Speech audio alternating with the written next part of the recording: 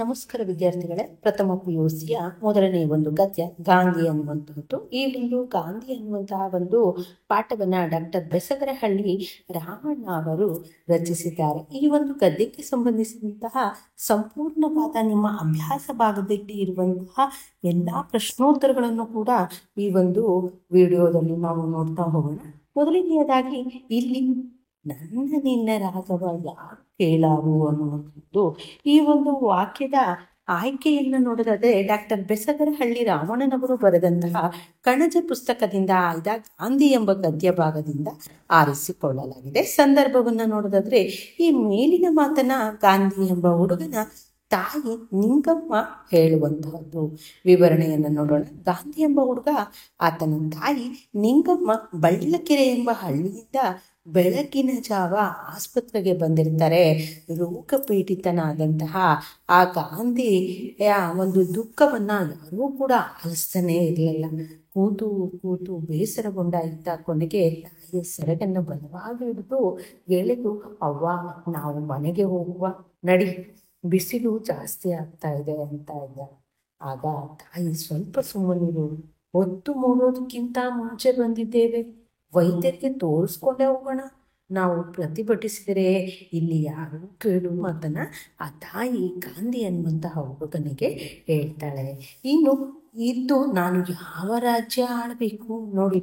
ಈ ಒಂದು ವಾಕ್ಯದ ಸಂದರ್ಭವನ್ನ ನೋಡೋದಾದ್ರೆ ಗಾಂಧಿ ಎನ್ನುವಂತಹ ಹುಡುಗ ತನ್ನ ತಾಯಿಗೆ ಹೇಳುವಂತಹ ಮಾತು ವಿವರಣೆಯನ್ನು ನೋಡೋದಾದ್ರೆ, ವೈದ್ಯರನ್ನ ಭೇಟಿ ಮಾಡಿ ತನ್ನ ಕಾಯಿಲೆಯನ್ನ ವಾಸಿ ಮಾಡ್ಕೊಳ್ಬೇಕು ಅಂತ ಆಸ್ಪತ್ರೆಗೆ ಬಂದಂತಹ ಗಾಂಧಿ ಮತ್ತು ನಿಂಗಮ್ಮಳನ್ನ ಯಾರೂ ಗಮನಿಸೋದಿಲ್ಲ.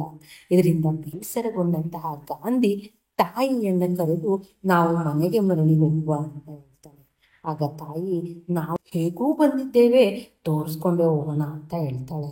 ಆಗ ಹುಡುಗ ತನ್ನ ತಾಯಿ ತನಗೋಸ್ಕರ ನೋವನ್ನು ಅವಮಾನವನ್ನು ಮೌನವಾಗಿ ಅನುಭವಿಸುವುದನ್ನು ತಿಳಿದು, ನಾನು ಇದ್ದರಷ್ಟು ಸತ್ತರಷ್ಟು, ನಡಿಯಮ್ಮ ಹೋಗುವ ಅಂತ ಹೇಳ್ತಾನೆ. ಆಗ ತಾಯಿ, ಮುಂದೆಂದೂ ಸಾಯ್ತೀನಿ ಎನ್ಬೇಡ ಅಂದಾಗ ಹುಡುಗ ಈ ಮೇಲಿನ ಮಾತು ಹೇಳಿರುವಂತಹದನ್ನ ನೋಡ್ಬೋದಾಗಿದೆ. ದಿನದು ಮೊದಲೇ ತೂರಾಡ್ತಿ ಬಿದ್ದು ಗಿದ್ದು ಹುಟ್ಟಿ ಕಣಪ್ಪ ಅನ್ನುವಂಥದ್ದು ನೋಡಿ. ಇವು ಆಡುಭಾಷೆಯ ಪದಗಳು. ಈ ಒಂದು ವಾಕ್ಯದ ಸಂದರ್ಭವನ್ನು ನೋಡೋದಾದ್ರೆ ತಾಯಿ ನಿಂಗಮ್ಮ ಮಗ ಗಾಂಧಿಗೆ ಹೇಳಿದಂತಹ ಮಾತು. ವಿವರಣೆಯನ್ನು ನೋಡೋದಾದ್ರೆ ಗಾಂಧಿಗೆ ತನ್ನ ಕಾಯಿಲೆಯನ್ನ ನಿವಾರಿಸ್ಕೊಳ್ಬೇಕು ಎನ್ನುವಂತಹ ಹಂಬಲ ಏನೋ ಇದ್ದು, ಆದರೆ ಆಸ್ಪತ್ರೆಗೆ ಬಂದಾಗ ಆಸ್ಪತ್ರೆಯ ಸಿಬ್ಬಂದಿಗಳು ಗಮನಿಸೋದಿಲ್ಲ. ಇದರಿಂದ ಬೇಸರಗೊಂಡ ಗಾಂಧಿ ತನ್ನ ತಾಯಿಯಲ್ಲಿ ಇದ್ದು ನಾನು ಯಾವ ರಾಜ್ಯ ಮಾಡಬೇಕು ಅಂತ ಅವನು ಕೇಳ್ತಾನೆ. ಆತನ ಈ ಮಾತಿನಿಂದ ತಾಯಿಯ ಮನ ಕರಗುತ್ತೆ, ಕಣ್ಣೀರು ಸುರಿಸ್ತಾಳೆ. ಈ ಸಂದರ್ಭದಲ್ಲಿ ಕಾರಣ ಕಳೆದುಕೊಂಡು ಕೋಪಗೊಂಡ ಗಾಂಧಿ ನಿರ್ವೇದನಾಗಿದ್ದರು, ಅಂದ್ರೆ ಬಹಳಷ್ಟು ತೆಳುವಾಗಿದ್ರು ಕೂಡ ಕಷ್ಟಪಟ್ಟು ಅಲ್ಲಿಂದ ಎದ್ದು ವೈದ್ಯರನ್ನ ಕಾಣಲು ಮುಂದಾಗ್ತಾನೆ. ಮಗನ ಕ್ಷಣದ ಸ್ಥಿತಿಯನ್ನು ನೋಡಿ ತಾಯಿ ಈ ಮೇಲಿನಂತೆ ಹೇಳುವಂಥದ್ದನ್ನು ನೋಡಬಹುದಾಗಿದೆ. ಮುಂದಿನದು, ಇವನನ್ನು ಸಾಕ್ಷಾತ್ ಗಾಂಧಿ ಅಂತಲೇ ತಿಳ್ಕೊಂಡ್ಬಿಟ್ರಾ ಅನ್ನುವಂಥದ್ದು. ಈ ಒಂದು ವಾಕ್ಯದ ಸಂದರ್ಭವನ್ನು ನೋಡೋದಾದ್ರೆ ವೈದ್ಯಾಧಿಕಾರಿ ನಿಂಗಮ್ಮಳಲ್ಲಿ ಹೇಳುವಂತಹ ಮಾತು ಇದು. ವಿವರಣೆಯನ್ನ ನೋಡೋದಾದ್ರೆ, ರೋಗ ಪೀಡಿತನಾದಂತಹ ಗಾಂಧಿ ಕಷ್ಟಪಟ್ಟು ಎದ್ದು ಅಲ್ಲಿದ್ದ ಜನರ ಗುಂಪನ್ನ ಸಿಡ್ಕೊಂಡು ವೈದ್ಯರ ಎದುರಿಗೆ ಬಂದು, ನನಗೆ ಕಾಯಿಲೆ ಏನು ನೋಡಿ ಸಾ ಅಂತ ಹೇಳ್ತಾನೆ.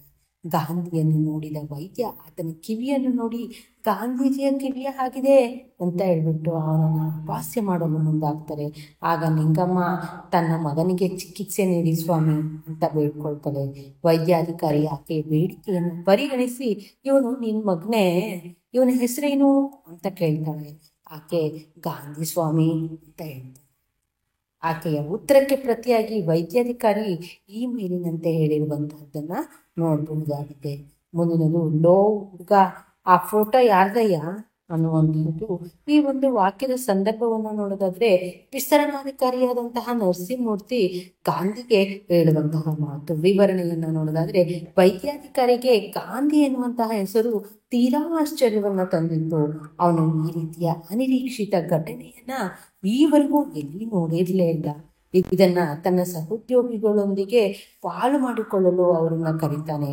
ಅದರಲ್ಲೂ ನರಸಿಂಹಮೂರ್ತಿ ಎನ್ನುವಂತಹ ಕುಟುಂಬ ಯೋಜನಾ ವಿಸ್ತರಣಾಧಿಕಾರಿ ತಾನು ಇದನ್ನು ನಂಬುವುದಿಲ್ಲ ಎನ್ನುವಂತೆ ಕಿಸಕ್ಕನಂತಾನೆ.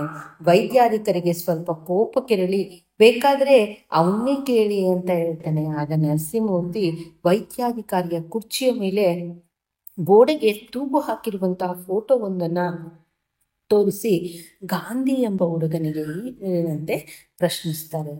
ಮುಂದಿನದು, ಓ ಇವನ ಹೆಸರು ಮಹಂತೇಗೌಡ ಅಂತ ಅಲ್ವೇ ಅನ್ನುವಂಥದ್ದು ಸಂದರ್ಭವನ್ನು ನೋಡಿದ್ರೆ ಈ ಮೇಲಿನ ಮಾತನ್ನ ದೊಡ್ಡ ಆಸ್ಪತ್ರೆಯ ಗುಮಾಸ್ತ ಪ್ರಶ್ನಿಸ್ತಾನೆ. ವಿವರಣೆಯನ್ನು ನೋಡೋದಾದ್ರೆ, ಗಾಂಧಿಯನ್ನ ಹೆಚ್ಚಿನ ಚಿಕಿತ್ಸೆಗಾಗಿ ದೊಡ್ಡ ಆಸ್ಪತ್ರೆಗೆ ಕರೆತರಲಾಗುತ್ತೆ. ಅಲ್ಲಿನ ಗುಮಾಸ್ತನಿಗೆ ಹಳ್ಳಿಯ ಪ್ರಾಥಮಿಕ ವೈದ್ಯನು ನೀಡಿದ ಕಾಗದವನ್ನು ನೀಡಲಾಯಿತು. ಗುಮಾಸ್ತ ಎಲ್ಲವನ್ನೂ ಓದಿ ರೋಗಿಯ ಹೆಸರನ್ನು 2-3 ಸಾರಿ ಓದಿ ಏನೋ ಅನುಮಾನ ಬಂದವನಂತೆ ಕರಿಸಿದ್ದೇಗೌಡನನ್ನು ನೋಡಿ ಯಾರನ್ನು ತೋರಿಸೋಕೆ ಕರ್ಕೊಂಡು ಬಂದಿದ್ದು ಅಂತ ಕೇಳಿದಾಗ ಕರಿಸಿದ್ದೇಗೌಡ ತನ್ನ ಮೊಮ್ಮಗನನ್ನು ತೋರಿಸ್ತಾನೆ. ಗಾಂಧಿಯನ್ನು ನೋಡಿದ ಗುಮಾಸ್ತ ಈ ಮೇಲಿನಂತೆ ಪ್ರಶ್ನಿಸಿರುವಂತಹದ್ದನ್ನು ನೋಡಬಹುದು. ಮುಂದಿನದು, ಇಲ್ಲೇ ದಿನ ಇಟ್ಕೊಂಡು ಉಳಿಸ್ಕೊಡಿ ಅಂತ ಅನ್ನುವಂಥದ್ದು ಈ ಒಂದು ವಾಕ್ಯದ ಸಂದರ್ಭವನ್ನು ನೋಡೋದಾದ್ರೆ, ಈ ಮಾತನ್ನ ಕರಿಸಿದ್ದೇಗೌಡ ದೊಡ್ಡ ಆಸ್ಪತ್ರೆಯ ವೈದ್ಯರಲ್ಲಿ ಕೇಳ್ಕೊಳ್ತಾನೆ. ವಿವರಣೆಯನ್ನು ನೋಡೋದಾದ್ರೆ, ಮಹಾತ್ಮ ಗಾಂಧಿ ಎಂದು ಕರೆಯಲ್ಪಡುವಂತಹ ಹುಡುಗನನ್ನು ಕಂಡು ಅವರಿಗೆ ಅಳಬೇಕು ನಗಬೇಕು ಅಂತ ತೋಚದೆ ಪರೀಕ್ಷೆಯ ಕೊಠಡಿಗೆ ಕರೆದುಕೊಂಡು ಹೋಗಿ ಪರೀಕ್ಷೆ ಮಾಡಿ ಕರೆಸಿದ್ದೇಗೌಡನನ್ನು ಕರೆದು, ನೋಡಯ್ಯ, ನಿನ್ನ ಮೊಮ್ಮಗನಿಗೆ ಹೃದಯ ಮತ್ತು ಮೂತ್ರಪಿಂಡಗಳ ಕಾಯಿಲೆ ಇದೆ, ಔಷಧಿಗಳಲ್ಲಿ ನಾನು ಬರ್ಕೊಡ್ತೇನೆ, ತಗೋ, ಹೇಗೆ ಸೇವಿಸ್ಬೇಕು ಅನ್ನೋದು ಹೇಳ್ತೇವೆ, ಹಾಗೆ ಕೊಡು, ಸ್ವಲ್ಪ ಹುಷಾರಾಗುತ್ತೆ ಅಂತ ಹೇಳಿದ್ರು. ಕರೆಸಿದ್ದೇಗೌಡನಿಗೆ ಈ ವಿಷಯ ಕೇಳಿ ಅವನನ್ನು ನೀರಿಗೆ ತಳ್ಳಿದಂತಾಗ್ಬಿಡುತ್ತೆ. ಆ ಸಂದರ್ಭದಲ್ಲಿ ಈ ಮೇಲಿನಂತೆ ಹೇಳ್ತಾರೆ, ಮನುಷ್ಯ ಸಾವೇ ಕಲ್ಸತ್ತದ ಸುಮ್ಕಿರು ಮತ್ತೆ ಅನ್ನುವಂಥದ್ದು ಈ ಮೇಲಿನ ವಾಕ್ಯದ ಸಂದರ್ಭವನ್ನು ನೋಡೋದಾದ್ರೆ ಕರಿಸಿದ್ದೇಗೌಡನ ಮಗಳಲ್ಲಿ ಹೇಳ್ಕೊಡ್ತಾನೆ. ವಿವರಣೆಯನ್ನು ನೋಡೋದಾದ್ರೆ, ಗಾಂಧಿಯ ಕಾಯಿಲೆಯ ಬಗ್ಗೆ ಕರಿಸಿದ್ದೇಗೌಡ ತಿಳಿದು ಅವನನ್ನು ಉಳಿಸ್ಕೊಳ್ಳುವ ಸಲುವಾಗಿ ಮಗಳ ಮತ್ತು ಮೊಮ್ಮಗಳ ಓಲೆಗಳನ್ನು ತೆಗೆದುಕೊಂಡು ಊರಿಗೆ ಬಂದು ಗಿರ್ವಿ ಇಡಲು ಪ್ರಯತ್ನಿಸ್ತಾನೆ. ಯಾರೂ ಅದನ್ನು ತೆಗೆದುಕೊಳ್ಳದೆ ಇದ್ದಾಗ ಹಣವನ್ನು ಸಾಲದ ರೂಪದಲ್ಲಿ ಪಡೆಯಲು ಮುಂದಾಗ್ತಾನೆ. ಅದು ಕೂಡ ಸಿಗದೇ ಇದ್ದಾಗ ಕೊನೆಗೆ ತನ್ನ ತೋಟದ ಹಲಸಿನ ಮರವನ್ನು ಮಾರಿ ಹಣ ಪಡೆದು ಆಸ್ಪತ್ರೆಯ ಕಡೆ ಓಡೋಗ್ತಾನೆ. ಆ ಹೊತ್ತಿಗಾಗಲೇ ಗಾಂಧಿಯ ಪ್ರಾಣ ಹೋಗ್ಬಿಡುತ್ತೆ. ನಿಂಗಮ್ಮ ಅಳುತ್ತಾನೆ ತಿರ್ತಾಳೆ. ಆಕೆ ಸಮಾಧಾನ ಪಡಿಸ್ತಾ ಕರಿಸಿದ್ದೇಗೌಡ ಈ ಮೇಲಿನ ಮಾತನ್ನ ಹೇಳಿರುವಂಥದ್ದನ್ನ ನೋಡಬಹುದು. ಮುಂದಿನದು, ಒಂದು ವಾಕ್ಯದಲ್ಲಿ ಉತ್ತರಿಸಿ ಒಬ್ಬರಿಗೆ ಪ್ರಶ್ನೆ ಉತ್ತರಗಳು. ವೈದ್ಯಾಧಿಕಾರಿಯ ಜ್ಞಾಪಕಕ್ಕೆ ಬಂದದ್ದು ಏನು ಅಂತಂದ್ರೆ, ವೈದ್ಯಾಧಿಕಾರಿಗೆ ತನ್ನ ಮುಂದೆ ನಿಂತಿರುವ ವ್ಯಕ್ತಿಗಳು ತನ್ನಂತೆಯೇ ಮನುಷ್ಯರಿಗೆ ಸೇರಿದರು ಎಂಬುದು ಮತ್ತು ವೈದ್ಯರಾಗಬೇಕಾದವರಿಗೆ ಅನುಕಂಪದಿಂದ ಕೂಡಿದ ಹೃದಯ ಇರಬೇಕು ಎಂಬ ಮಾತು ಜ್ಞಾಪಕಕ್ಕೆ ಬಂತು. ವೈದ್ಯಾಧಿಕಾರಿ ಇಲ್ಲಿಯವರೆಗೆ ಯಾವ ರೀತಿಯ ನ್ಯಾಯವನ್ನು ಕಂಡಿರಲಿಲ್ಲ ಅನ್ನುವಂಥದ್ದು. ವೈದ್ಯಾಧಿಕಾರಿ ಇಲ್ಲಿಯವರೆಗೆ ಈ ರೀತಿಯ ಕಾಕತಾಳ ನ್ಯಾಯವನ್ನು ಕಂಡಿರಲಿಲ್ಲ. ಕುಟುಂಬ ಯೋಜನಾ ವಿಸ್ತರಣಾಧಿಕಾರಿಯ ಹೆಸರೇನು ಅಂತ ಇದೆ. ಕುಟುಂಬ ಯೋಜನಾ ವಿಸ್ತರಣಾಧಿಕಾರಿಯ ಹೆಸರು ನರಸಿಂಹಮೂರ್ತಿ. ಮೊಮ್ಮಗನ ಅಗಲವಾದ ಕಿವಿಗಳ ಕಂಡ ಕರಿಸಿದ್ದೇಗೌಡ ಯಾರ ಮನೆಗೆ ಹೋಗ್ತಾನೆ ಅಂದ್ರೆ, ಮೊಮ್ಮಗನ ಅಗಲವಾದ ಕಿವಿಗಳ ಕಂಡ ಕರಿಸಿದ್ದೇಗೌಡ ಜೋಯಿಸರ ಮನೆಗೆ ಹೋಗ್ತಾನೆ. ಹುಡುಗನಿಗೆ ಮಹಾತ್ಮ ಗಾಂಧಿ ಎಂಬ ಹೆಸರನ್ನು ಇಟ್ಟವರು ಯಾರು ಅಂತ ಇದೆ. ಹುಡುಗನಿಗೆ ಮಹಾತ್ಮ ಗಾಂಧಿ ಎಂಬ ಹೆಸರನ್ನ ಜೋಯಿಸರ ಸಲಹೆಯಂತೆ ಕರಿಸಿದ್ದೇಗೌಡನೇ ಇಟ್ಟಿರ್ತಾನೆ. ಗಾಂಧಿಯನ್ನು ಹೆಚ್ಚಿನ ಪರೀಕ್ಷೆಗಳಿಗೆ ಯಾವ ಆಸ್ಪತ್ರೆಗೆ ಸೇರಿಸಬೇಕು ಅಂತ ವೈದ್ಯಕಾರರು ಸೂಚಿಸ್ತಾರೆ ಅಂದ್ರೆ, ಗಾಂಧಿಯನ್ನ ಹೆಚ್ಚಿನ ಪರೀಕ್ಷೆಗಳಿಗೆ ದೊಡ್ಡ ಆಸ್ಪತ್ರೆಗೆ ಸೇರಿಸಬೇಕು ಅಂತ ಹೇಳಿ ವೈದ್ಯಾಧಿಕಾರಿ ಸೂಚಿಸ್ತಾರೆ. ಹಲಸಿನ ಮರ ಮಾರಿದ್ದರಿಂದ ಕರಿಸಿದ್ದೇಗೌಡನಿಗೆ ಸಿಕ್ಕ ಹಣವೆಷ್ಟು ಅಂದ್ರೆ, ಹಲಸಿನ ಮರ ಮಾರಿದ್ದರಿಂದ ಕರಿಸಿದ್ದೇಗೌಡನಿಗೆ 250 ರೂಪಾಯಿಗಳು ಸಿಕ್ಕಿತು. ಇನ್ನು 2-3 ವಾಕ್ಯಗಳಲ್ಲಿ ಉತ್ತರಿಸಿ ಅಂತ ಇದೆ. ವೈದ್ಯಾಧಿಕಾರಿಗೆ ಹುಡುಗ ಹೇಗೆ ಕಂಡಿರ್ತಾನೆ ಅಂದ್ರೆ, ವೈದ್ಯಾಧಿಕಾರಿಗೆ ಹುಡುಗ ಸುಮಾರು ಎತ್ತರದ ನರಪೀತಲ, ಅಗಲ ಕಿವಿಗಳ, ಹೊಟ್ಟೆ ಡುಬ್ಬಣ್ಣ, ಮುಖದಲ್ಲಿ ಅವ್ಯಕ್ತ ನೋವಿನ ರೋಷವನ್ನ ತುಂಬಿಕೊಂಡಂತೆ ಕಾಣ್ತಾ ಇದ್ದ. ವೈದ್ಯಾಧಿಕಾರಿ ಹುಡುಗನನ್ನ ನೋಡಿ ಏನೆಂದು ಕುಚೇಷ್ಟೆ ಮಾಡಿದ್ರು ಅಂದ್ರೆ, ವೈದ್ಯಾಧಿಕಾರಿ ಹುಡುಗನನ್ನ ನೋಡಿ ವಸಿ ಏನೋ ಚೆನ್ನಾಗೇ ನೋಡ್ದೆ ನಿನ್ನ ಹೊಟ್ಟೆ ದಪ್ಪ, ಕೈಕಾಲು ಸಣ್ಣ, ಕಿವಿಗಳು ಮಾತ್ರ ಗಾಂಧಿ ಕಿವಿಗಳು ಇದ್ದಾಗಿವೆಯಪ್ಪ ಅಂತ ಹೇಳ್ಬಿಟ್ಟು ಕುಚೇಷ್ಟೆ ಮಾಡ್ತಾರೆ. ಹುಡುಗನ ಯಾವ ಮಾತಿಗೆ ವೈದ್ಯಕಾರಿ ಬೆಪ್ಪಾಗಿ ಹೋದ ಅಂದರೆ, ನನ್ನ ಹೆಸರು ದೇವರ ಸತ್ಯವಾಗ್ಲೂ ಸಹ ಮಹಾತ್ಮ ಗಾಂಧಿ ಅಂತ ಎನ್ನುವ ಹುಡುಗನ ಧೈರ್ಯವಾದ ದೃಢ ನಿಲುವಿನ ಮಾತಿನಿಂದ ವೈದ್ಯಾಧಿಕಾರಿ ಬೆಪ್ಪಾಗಿ ಹೋಗ್ತಾರೆ. ಇನ್ನು ಗಾಂಧಿಯನ್ನ ಪರೀಕ್ಷೆ ಮಾಡಿದ ವೈದ್ಯರು ನಿಂಗಮ್ಮನಿಗೆ ಹೇಳಿದ ಮಾತುಗಳೇನು ಅಂತ ಇದೆ. ಗಾಂಧಿಯನ್ನ ಪರೀಕ್ಷೆ ಮಾಡಿದಂತಹ ವೈದ್ಯಾಧಿಕಾರಿಗಳು ನಿಂಗಮ್ಮನಿಗೆ, ನೋಡು, ನಿಮ್ಮ ಹುಡುಗನಿಗೆ ಹೊಟ್ಟೆಯಲ್ಲಿ ನೀರು ಸೇರ್ಕೊಂಡಿದೆ, ಜೊತೆಗೆ ಕಾಲುಗಳು ಉತ್ಕೊಂಡಿವೆ, ಇದು ಹೃದಯಕ್ಕೆ ಸಂಬಂಧಪಟ್ಟ ಕಾಯಿಲೆ. ಆಗ್ಲೇ ಕಪ್ಪು ಇಲಿಗೂ ಕಾಯಿಲೆ ಹಬ್ಬಿ ಅದನ್ನ ಮುಟ್ಟಿದ್ರೆ ಸಾಕು ಗಾಂಧಿ ನೋವು ಅಂತ ಬಡ್ಕೊಂತಾನೆ ಅಂತ ಹೇಳ್ತಾರೆ. ನಿಂಗಮ್ಮನ ಗಂಡ ಪ್ರಾಣ ಕಳೆದುಕೊಂಡದ್ದು ಹೇಗೆ ಅಂತಂದ್ರೆ, ಸೇಂದಿ ಇಳಿಸೋ ಕಾಯಕ ಮಾಡುವ ನಿಂಗಮ್ಮನ ಗಂಡ ಸಾಹುಕಾರರ ಬಳಿ ಕೆಲ್ಸಕ್ಕಿದ್ದ. ಒಂದಿನ ಮರದ ಮೇಲಿಂದ ಆಯ ತಪ್ಪಿ ಬಿದ್ದು ಪಕ್ಕನೆ ಪ್ರಾಣ ಕಳೆದುಕೊಂಡ್ಬಿಡ್ತಾನೆ. ಗಾಂಧಿ ಎಂಬ ಹುಡುಗನ ಕೊನೆಯ ಆಸೆ ಯಾವುದು ಅಂದ್ರೆ, ತೀವ್ರವಾದ ನೋವಿನಿಂದ ಬಳಲ್ತಾ ಇದ್ದಂತಹ ಗಾಂಧಿ, ಅಯ್ಯ, ನಾನು ಸತ್ತೋದ್ರೆ ನಮ್ಮ ಹಲಸಿನ ಮರದ ಬುಡದಲ್ಲೇ ಹಾಕ್ಬೇಕು ಅಂತ ಹೇಳ್ಬಿಟ್ಟು ತನ್ನ ಕೊನೆಯ ಆಸೆಯನ್ನ ಅವನು ತನ್ನ ಅಜ್ಜನ ಎದುರಿಗೆ ವ್ಯಕ್ತಪಡಿಸ್ಕೊಂಡಿರ್ತಾನೆ. ಊರಿಗೆ ಬಂದ ಕರಿಸಿದ್ದೇಗೌಡ ಏನನ್ನ ಗಿರಿವಿ ಇಡಲು ಪ್ರಯತ್ನಿಸ್ತಾನೆ ಅಂತಂದ್ರೆ, ಅದು ಮಗಳ ಮತ್ತು ಮೊಮ್ಮಗಳ ಓಲೆಗಳನ್ನ ತೆಗೆದುಕೊಂಡು ಗಿರಿವಿ ಇಡ್ಲಿಕ್ಕೆ ಅಂತ ಆತ ಪ್ರಯತ್ನಿಸ್ತಾನೆ. 5-6 ವಾಕ್ಯಗಳಲ್ಲಿ ಉತ್ತರಿಸಿ ಅಂತ ಇದೆ. ವೈದ್ಯಾಧಿಕಾರಿ ಮತ್ತು ಆಸ್ಪತ್ರೆಯ ಸಿಬ್ಬಂದಿಗಳು ಗಾಂಧಿಯನ್ನ ನಡೆಸಿಕೊಂಡ ರೀತಿಯನ್ನ ನಿರೂಪಿಸಿ ಅಂತ ಕೇಳಿದ್ದಾರೆ. ಬಳ್ಳಿಕೆರೆ ಎಂಬ ಹಳ್ಳಿಯಿಂದ ಹೊತ್ತು ಮೂಡುವುದಕ್ಕಿಂತ ಅಂದ್ರೆ ಬೆಳಿಗ್ಗೆ ಆಗೋದಕ್ಕಿಂತ ಮೊದಲೇ ಬಂದ ಗಾಂಧಿ ಎಂಬ ಹುಡುಗನನ್ನು ಮತ್ತು ಆತನ ತಾಯಿಯನ್ನ ನಿಂಗಮ್ಮ ಆಸ್ಪತ್ರೆಯ ಸಿಬ್ಬಂದಿಗಳು ಯಾರೂ ಗಮನಿಸೋದಿಲ್ಲ. ಇದರಿಂದ ರೋಷಗೊಂಡ ಗಾಂಧಿ ಅಲ್ಲಿಂದ ಎದ್ದು ಜನರನ್ನ ಸೀಳ್ಕೊಂಡು ವೈದ್ಯಾಧಿಕಾರಿಯ ಎದುರು ಬಂದಾಗ, ಸೀಳ್ಕೊಳ್ಳೋದು ಅಂದ್ರೆ ಅವರ ಮಧ್ಯದಲ್ಲಿ ತೂಕೊಂಡು ವೈದ್ಯಾಧಿಕಾರಿ ಎದುರು ಬಂದಾಗ ಅಲ್ಲಿ ಆತನಿಗೆ ಸಿಗುವುದು ಸೇವೆಯಲ್ಲ, ಬದಲಾಗಿ ವೈದ್ಯರು ಆತನನ್ನು ನೋಡಿ, ನಿನ್ನ ಹೊಟ್ಟೆ ದಪ್ಪ, ಕೈಕಾಲು ಸಣ್ಣ, ಕಿವಿಗಳು ಮಾತ್ರ ಗಾಂಧಿ ಕಿವಿಗಳು ಇದ್ದಾಗಿವೆ ಅಪ್ಪ ಅಂತ ಹೇಳ್ಬಿಟ್ಟು ಅವನನ್ನ ಅಪಮಾನಿಸ್ತಾರೆ. ಆತನ ಹೆಸರು ಗಾಂಧಿ ಎಂದು ತಿಳಿದಾಗ ಅಚ್ಚರಿಗೊಂಡ ವೈದ್ಯರು ಅದನ್ನ ತನ್ನ ಸಹೋದ್ಯೋಗಿಗಳೊಂದಿಗೆ ಹಂಚಿಕೊಳ್ಳಲು ಮುಂದಾಗ್ತಾರೆ. ಅದರಲ್ಲೂ ಕುಟುಂಬ ಯೋಜನಾ ವಿಸ್ತರಣಾಧಿಕಾರಿ ನರಸಿಂಹಮೂರ್ತಿ ಎನ್ನುವನು ತಾನು ಇದನ್ನು ನಂಬುವುದಿಲ್ಲವಂತೆ ಕಿಸಕ್ಕನಾಗ್ತಾನೆ. ಅಲ್ಲದೆ ಮಹಾತ್ಮ ಗಾಂಧೀಜಿಯವರ ಫೋಟೋ ತೋರಿಸಿ ವಿಚಾರಿಸಲು ಮುಂದಾಗ್ತಾನೆ. ಕೊನೆಗೆ ಹೆಚ್ಚಿನ ಚಿಕಿತ್ಸೆಗಾಗಿ ದೊಡ್ಡ ಆಸ್ಪತ್ರೆಗೆ ಕಳುಹಿಸಿದಾಗ ಅಲ್ಲಿಯ ಗುಮಾಸ್ತನು ಕೂಡ ಈತನ ಹೆಸರನ್ನ ನೋಡಿ ತಪ್ಪಾಗಿ ನಮೂದಿಸಿರ್ಬೇಕು, ಈತನ ಹೆಸರು ಮಹಾಂತೇಗೌಡ ಅಂತಿರ್ಬೇಕು ಅಂತ ಹೇಳ್ತಾರೆ. ಕೊನೆಗೆ ಅಲ್ಲಿನ ವೈದ್ಯರೂ ಕೂಡ ಗಾಂಧಿ ಹೆಸರದಿ ಬಂದಾಗ ಆತನ ಹೆಸರನ್ನು ನೋಡಿ ಗಹಿಸಿ ನಗ್ತಾರೆ, ವಿಸ್ಮಯವನ್ನು ವ್ಯಕ್ತಪಡಿಸ್ತಾರೆ, ಅಂದ್ರೆ ಆಶ್ಚರ್ಯವನ್ನು ವ್ಯಕ್ತಪಡಿಸ್ತಾರೆ. ಹೀಗೆ ಗಾಂಧಿ ಎಂದು ಹೆಸರನ್ನ ಇಟ್ಕೊಂಡು ಆತನಿಗೆ ಯಾವ ಮಾನ್ಯತೆಯೂ ಸಿಗುವುದಿಲ್ಲ. ಮೌಲ್ಯಗಳ ಅಧಪತನ ಗಾಂಧಿ ಹುಡುಗನ ಕಥೆಯ ಮೂಲಕ ವ್ಯಕ್ತವಾಗುತ್ತದೆ. ಇನ್ನು ಕರಿಸಿದ್ದೇಗೌಡ ತನ್ನ ಮೊಮ್ಮಗನಿಗೆ ಗಾಂಧಿಯ ಹೆಸರಿಡಲು ಕಾರಣವೇನು ಅಂತ ಇದೆ. ಗಾಂಧಿಯ ಮೇಲೆ ಕರಿಸಿದ್ದೇಗೌಡನಿಗೆ ಎಲ್ಲೂ ಇಲ್ಲದಂತಹ ಪ್ರೀತಿ. ಕರಿಸಿದ್ದೇಗೌಡನ ಜೀವನದಲ್ಲಿ 15 ವರ್ಷಗಳ ಹಿಂದಿನ ಮಾತು. ಒಂದಿನ ಸಂಜೆ ಹೊಲ ಹೊತ್ತು ಅಳಿಯ ಬುಕ್ಕೇಗೌಡ ಮತ್ತು ಕರಿಸಿದ್ದೇಗೌಡ ಮನೆಗೆ ಬಂದಾಗ ಮನೆಯಲ್ಲಿ ಮೊಮ್ಮಗು ಮಲಗಿದ್ದನ್ನು ನೋಡ್ತಾನೆ.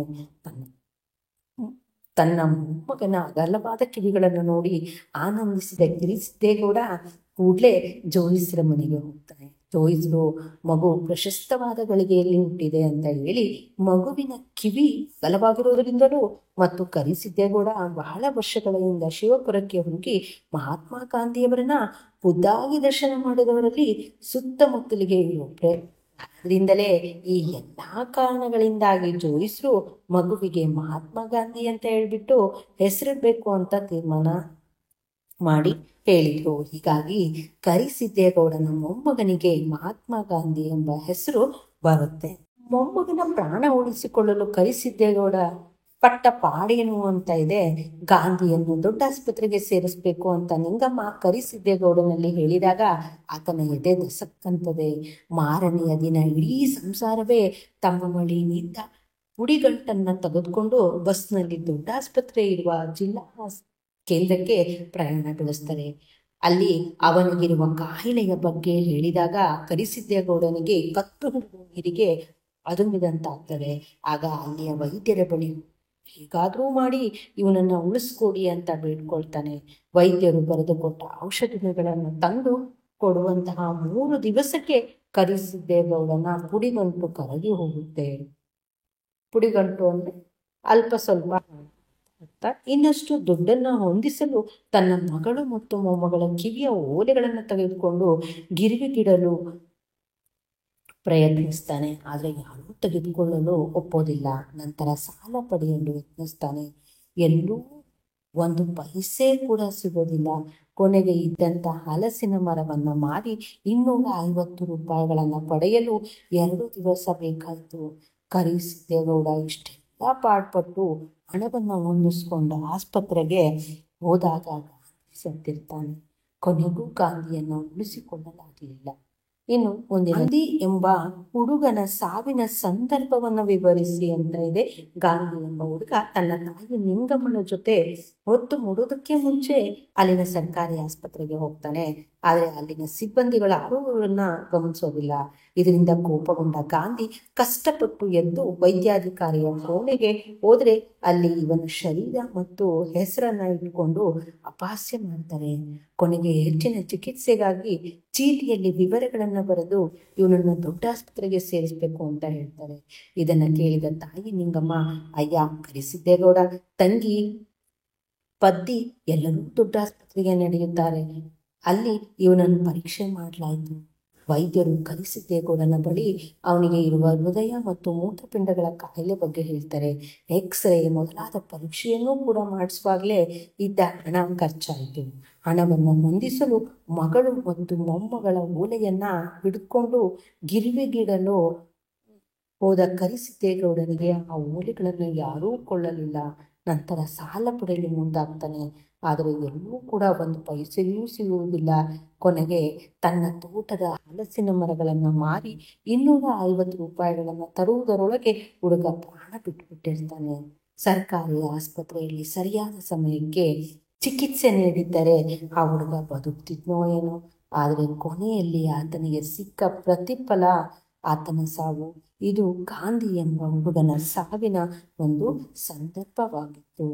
ಇಷ್ಟು ಗಾಂಧಿ ಅನ್ನುವಂತಹ ಒಂದು ಗದ್ಯಕ್ಕೆ ಸಂಬಂಧಿಸಿದಂತಹ ಪ್ರಶ್ನೋತ್ತರಗಳಾಗಿತ್ತು. ಮುಂದಿನ ಗದ್ಯ ಅಥವಾ ಪದ್ಯದ ಪ್ರಶ್ನೋತ್ತರಗಳನ್ನು ಮುಂದಿನ ವಿಡಿಯೋದಲ್ಲಿ ನೋಡೋಣ. ಧನ್ಯವಾದ.